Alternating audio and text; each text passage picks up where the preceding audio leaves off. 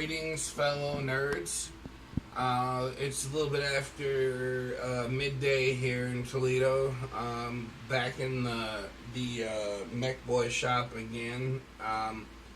This is just a short video about upcoming projects that are in the works. Not only are we going to be doing specific Orc 40K stuff, but I'm also an avid gun shooter, an owner, and I also have a collection of swords and various other blades. So we're going to be talking about bladed weapons. These are other up-and-coming videos. Also, there's going to be a car series because at one point in my life, I learned how to work on cars at a very young age from my grandfather and my dad and my uncles. So I got a vast amount of car knowledge from automobiles built in the last 35 or 40 plus years. So there's going to be some car talk. Eventually there'll be some Q&A type stuff for the car talk, and some of it's going to involve my son Alex, the cameraman. He's the guy on the other side of the camera. What's up, guys? Yeah, this is my boy. Yeah, he's a big guy for 15. He's like, I used to call him Mini-Me, but now I can almost call him like the other me. Yeah, so that's what's going on. Also, immediately following this video, we are going to do an unveiling / box opening for the 40K line. I'm pleased to say that I recently acquired a vintage Gaz Skull Thraka model. I say vintage because originally when they were molding this model, it's a miniature like the ones I showed you in the previous video, the intro video, but he is much bigger because, again, he is the end-all, be-all of the bosses, as the orcs put it. He is the right hand of Gork and Mork, who are the two main orc gods. But more importantly, the reason I referenced him as being vintage is because this particular model is molded in the pot metal that they used to use, and he's more durable. Sorry, I'm not discrediting the new fine cast line that Citadel has.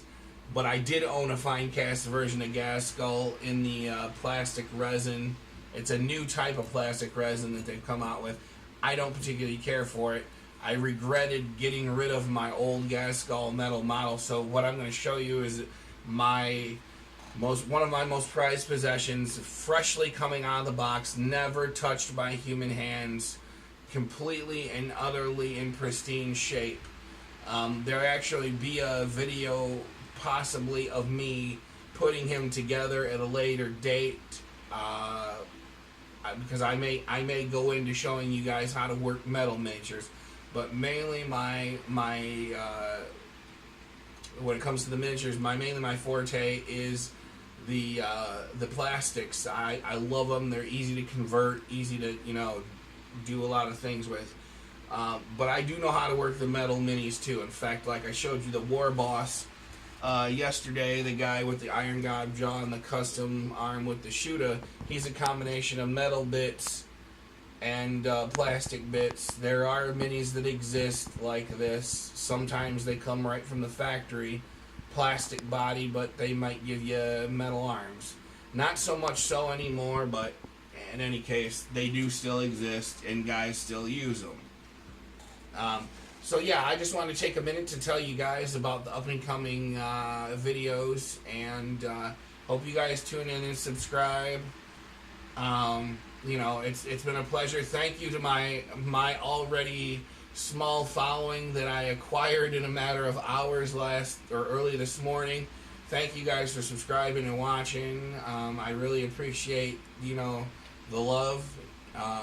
I want to continue this, so I want to make the following bigger. I do realize from watching other videos, there's other guys out there doing 40K videos, but I gotta say something, and I don't mean to bash anybody, but the guys that actually took the time to talk to the camera, they hid behind the camera. I heard voices, but I didn't see the makers of these models. And then there were guys that played a bunch of clever movie music and had a bunch of slideshows.